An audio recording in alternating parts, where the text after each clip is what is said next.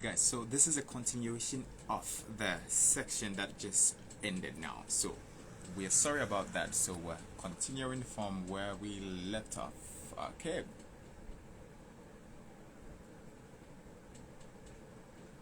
Okay. Okay, so sorry about that, sir. I think we had a network issue. Okay. So okay. Okay, sir. Okay, Okay, sorry fantastic. about that, sir. No problem, no problem. Just to pick it from where I stop, going straight into key things I will quickly want to drop before we start having some questions and engagement. I personally think that our public officials should not be called public leader. I think they should be called public servants. Hmm. Now, I have discovered over time that in Africa, title gets into our head. You understand? The more of title you are called to people, the more they feel like they have butterfly in their stomach. You understand? And it could really help them to misbehave. You understand? What they are supposed to do for the people, they will now be expecting the people to do for them in return, rather for them to do it for the people. So I, for one, have never subscribed to the idea of public leader. Hmm. I'd rather want to call them public servants. If you know that you are there to serve the people, I think by the name, the orientation will change. It will start referring to them as public servants. And that is why I also never for once subscribe to the idea of why should I call you your excellency when you are there to serve me? Hmm. Why should I call you your excellency? Why should I call you honorable when you are there to serve me? All of these things get into the head of public servants, so to Hmm. speak. And it gives us the kind of narrative we're having now. For us to be able to change it, we also need to change it even from what we refer to them as. I'd rather prefer to be called by my name. Hmm. You don't need to give me anything derogatory for me to be able to carry out my assignment or duty as a public, servant. Call me by my name. I think I'm cool with it. Hmm. I think from that perspective and angle, we can probably start to get some of the things right. And when you look at it, you'll be shocked that it can also contribute to the reason why we are having some of the things we have manifest. And most times it happens more, in this region of the world, Africa. You see a lot of our leaders serving long term. You see somebody serving 10 years, 20 years, 30 years. My brother, let me shock you. There is somebody served, I think 46 years. Wow. 46 years as a public official. What are you doing there? Hmm. What are you doing for 46 years? What are you doing for 30 years? So are you telling us that there are no refined, better mind, better organized Hmm. mind than you in that country or in that region where you find yourself? Are you saying that you are the most intelligent person? Now, you need to start getting the ideology of our public leaders. Like I said, I have proposed. I rather want to call them public servants. Now, you need to start getting the ideology of our public servants for us to see why we are having what we are having in this part of the world. Hmm. So are you saying that you are the most intelligent person in that country for you to serve that long? I think you are rather a better leader when you are able to reproduce yourself in the system. Hmm. Your ability to duplicate yourself in the system within the shortest period of you serving in that system. If you have been asked to serve 4 years or 8 years, after that 8 years, you should be a mentor to somebody else that will be able to serve the same tenure and give a better value than what you have given. And why would the value be better? because it will be a cumulative of your effort and the effort the person is bringing on board. But what we have these days, we don't have cumulative effort. We just have distributed, unorganized efforts, scattered, destabilized efforts. That is why you see that a leader will come in a period of 4 or 8 years, and after he's gone, another leader will come in, and they will start a different program entirely and scrap the whole program the other administration has been embarking on. We cannot make any meaningful progress. We cannot. A meaningful progress cannot happen within a period of 4 years or within a period of 8 years. We are talking of a nation. It must be a continuous work. It must be something that we must just continue to do. The more we have contribution in the same direction, you know, there is a saying in Yoruba that says that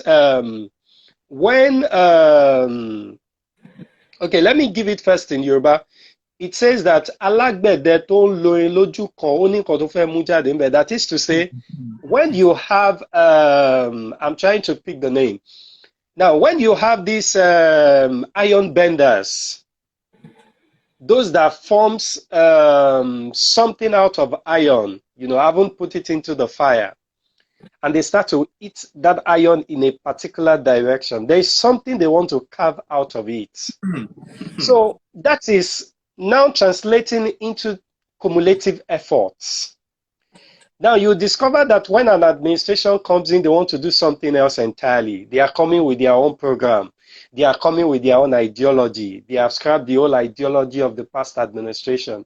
At the end of the day, we are not making any progress. We are just going round in the same round direction where we are. We are not making any meaningful progress.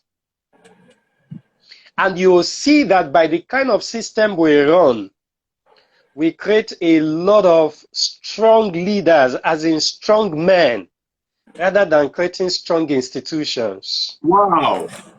Wow. We create a lot of strong men rather than creating strong institutions. That is why you will see that by the time a governor or a president comes in, he becomes the Alpha and the Omega in the country. If he has not spoken, nothing is working. If he has not spoken in a particular direction, people don't even know what to do and where to go. Wow. But what do you think it will be like if we have a system that is working? If we have the Nigerian dream, now I'm bringing it home to Nigeria, my country. If we have the Nigerian dream and we say this is the road that we have charted for ourselves, this is how we are going, and every system understood where we are going and they are working towards that direction, any leader that comes in is only coming to contribute his own quota. Wow. Is only coming to ensure that there is coordinated effort that has been done by the past leader just to ensure that we achieve what we want to achieve. That is why a lot of people talk about Singapore today. That is why a lot of people talk about China. It is a cumulative effort. There is a defined dream. There is a direction for the country. It is not about the strong man. It is about the country. It is about the nation.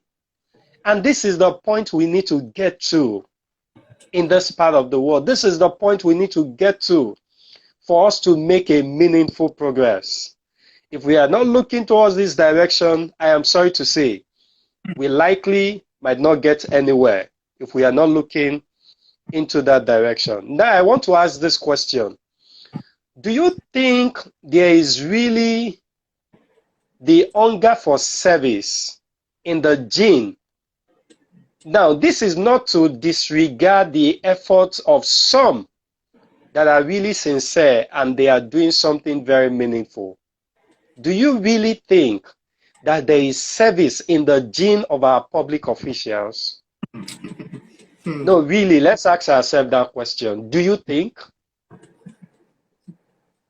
Can you tell me the impact you have felt of your local government leader, not to talk of the state leader, not to now talk of the federal representatives? within your locality. How well are you feeling the impact? But more of what we see is community organizing. You know, thinking the system has failed, what can we do within ourselves?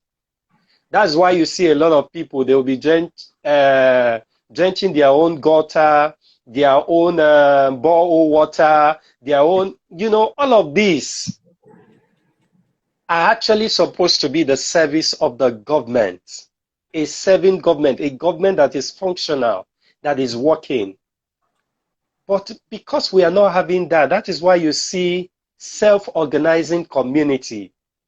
That is why you see CDAs coming together, bringing all the people within the community together just for them to make a meaningful headway. Is there really service in the gene of our public officials? And this is the thing that the new generation or the new crop of leaders that would have the opportunity to lead this nation after now, they really need to put into consideration. And this will also drive me to the part of the remuneration.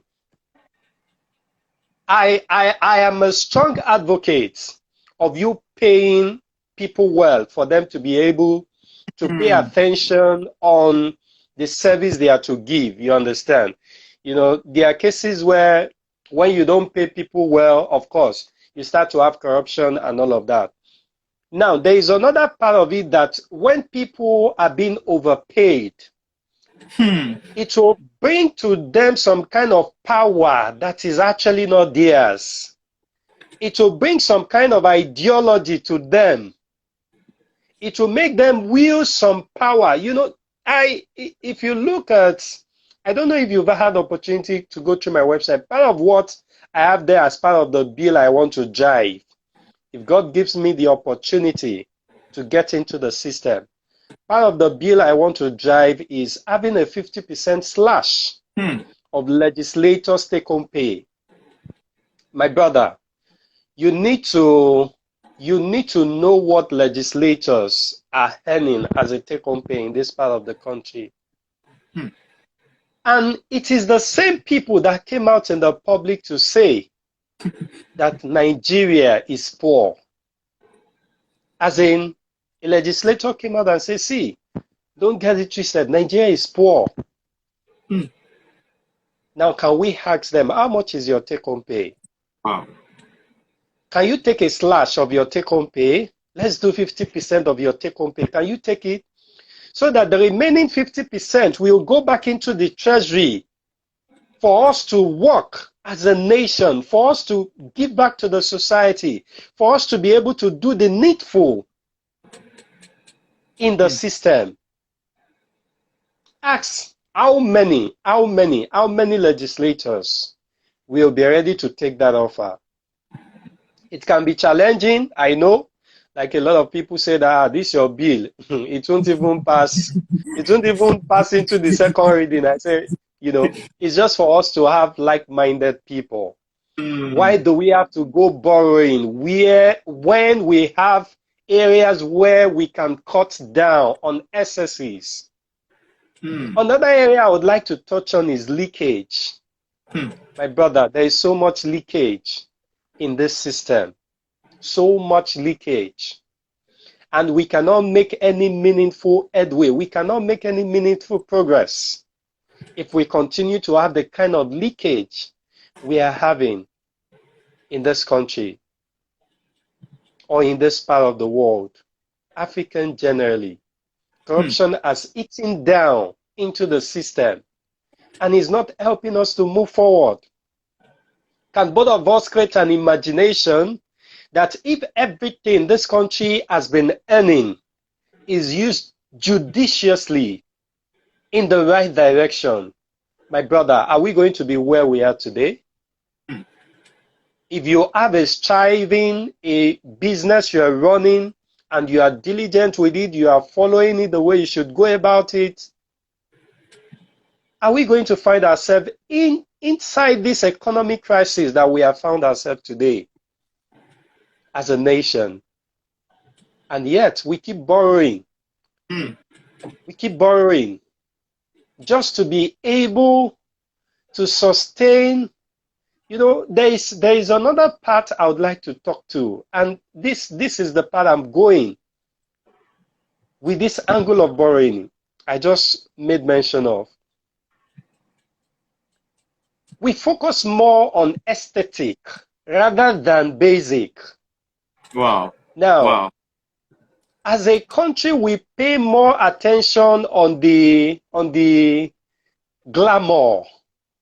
We pay more attention on how we are positioning ourselves, before the community, before the world entirely. Hmm. How are people looking at us? Now, this is to address the part of the aesthetic. Now, it is rather better for us to pay attention on fundamentals, on the key things that are going to drive prosperous economy, rather than we paying attention on things that just want to project us as if we are rich while we are not. There could be a perceived self of, oh, he's a rich person. Oh, I'm a rich person. And there is actually a part of the actual self. The true you know that you are not rich. You know that you are borrowing to live the kind of life you are living. Can we come to the point where we are sincere to ourselves? This is when we can start to change the narrative. And I hope the new generation of leaders will be able to pay attention on these areas and be able to deliver good governance to this country, to Africa as a whole. If the new crop of leaders who are ready to dare, irrespective of what the challenges will be, if they are ready to face it head on, I can tell you that victory is actually assured.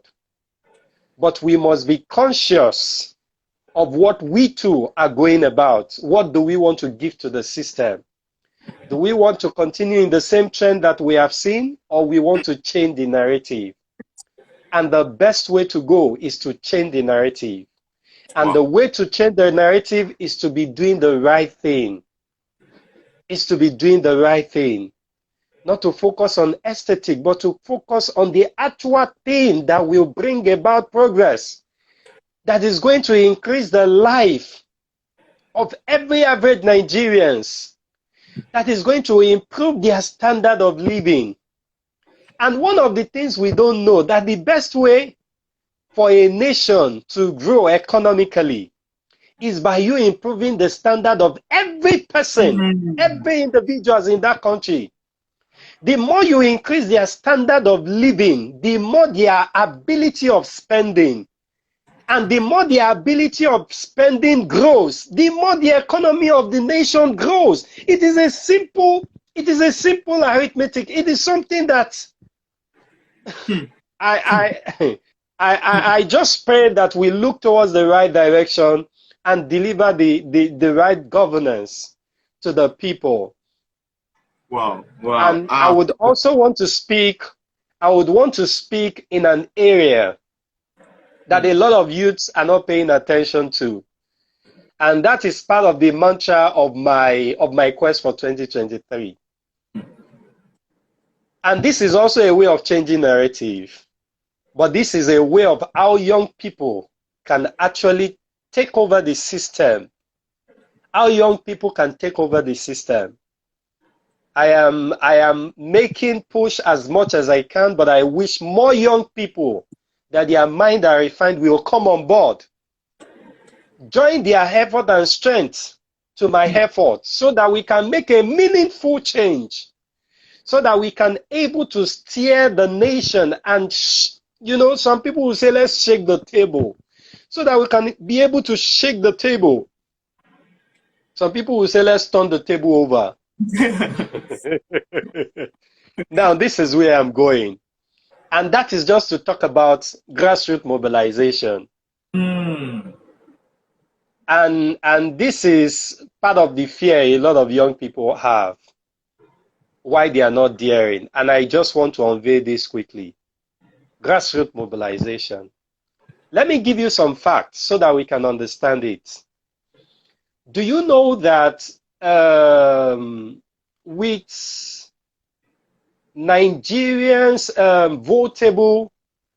votable people in Nigeria, according to INEC publication in 2019, votable Nigerians that have registered to vote, they were actually 84 million plus.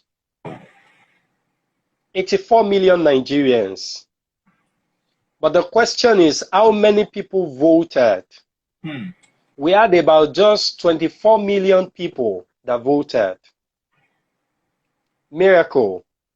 If you decide to be the president of Nigeria and you can lobby around 30 million people out of the remaining over 60 million voters, 84 million, 24 million, you should have 60 left. Yes, about 60 million voters that did not come out to vote for one reason or the other. If you take decision that you are going to rally around 30 million out of the 60 million, my brother, you are going to be the president of Nigeria. And let me tell you another truth. Out of the 24 million, supposedly, that we were told that voted, don't forget that rigging is part of it. Wow. As in those that did not come out to vote, that, you know, the ballot was just unprinted and it was added. It was part of that 24 million. It was part of that 24 million.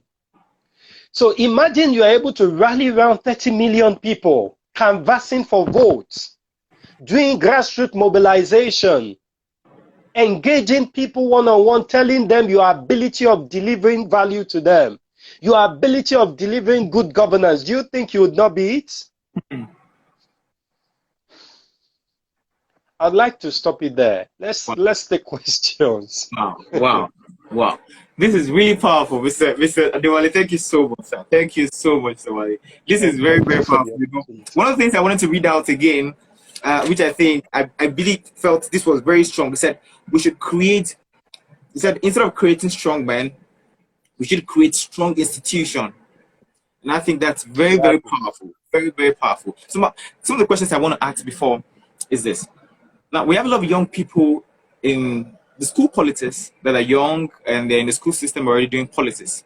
What advice would you give to young people like that? Some of them have a functional definition of what politics is in the real sense, like what is happening right now in our environment and in our community. So they have a wrong definition of politics. So now, how can people like that be influenced? Because we feel like they're potential threats, even though they might not look like the threats in the future, but a potential threat because already they have a definition of politics.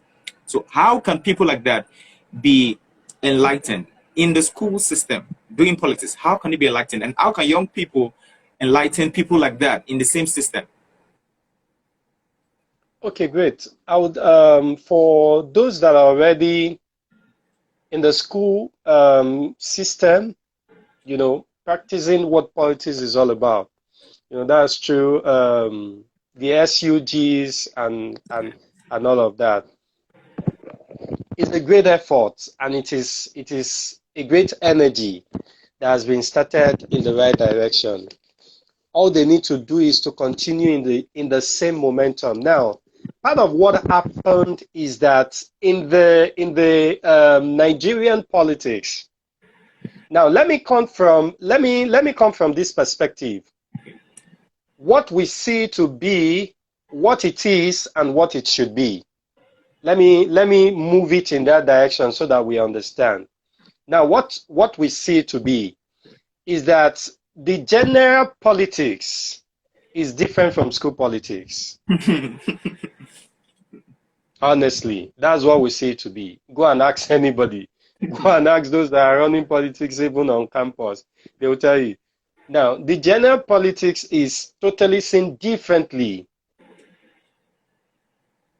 from the school politics. Now, the question is, what is it? Let me go to that now. What is it? The truth is that it is actually not different. But there is a narrative that has been sold.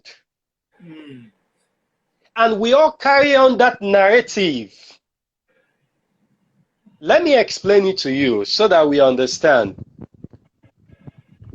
I have read a particular write-up that says that when you take an elephant, when you tie an elephant to the tree, and you give it a particular yard, to the rope you use in tying that elephant to the tree, for a period of some years, the elephant will be moving in that particular direction.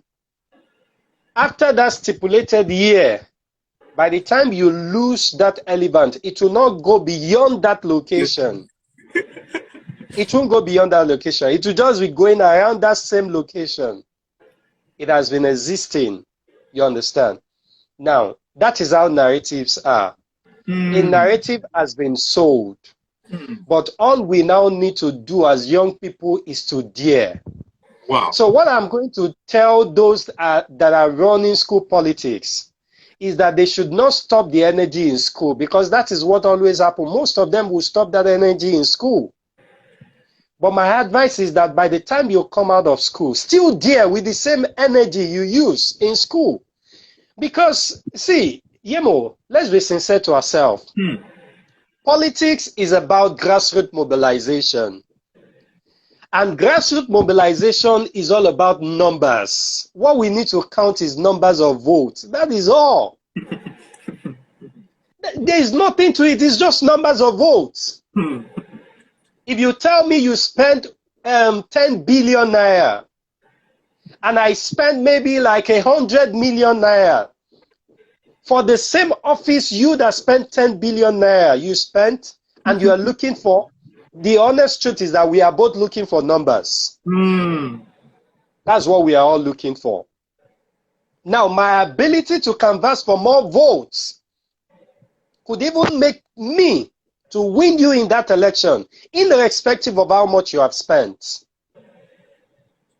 Part of the narrative that is out there is the amount that is being spent for election. And it scares a lot of people away. I was able to speak with some young people that have done school politics. That was just two days ago. And I was telling them that I wish you try, just dare, come 2023, try something, try an office and all of that. And they were telling me that, Oga, what are you saying? Do you know how much I need to spend? When I was running school politics, do you know how much I spent to get the office I got? He said, do you know how much I spent? And I told them that, see, politics, yes, you spend money, but it's not really about money. It's about how many people are you able to connect to? How many people believes in your vision? How many people are convinced by what you are saying? Our campaigning should actually be ideology based. Wow. Yes, we are going to get there. We are not yet there. We are going to get there. But if I'm able to sell an ideology to you and tell you, see, this is the direction I want to take this community. This is how I want things to work. This is how I want things to be. Imagine a community that has been littered over the years. That waste has been their problem. And I'm telling them that I'm going to help them clear their waste. And I'm not just saying it. I have started it. Do you think you will not give me the votes if you are in such community? And you already see me doing what I said I'm going to do by the time I get to office?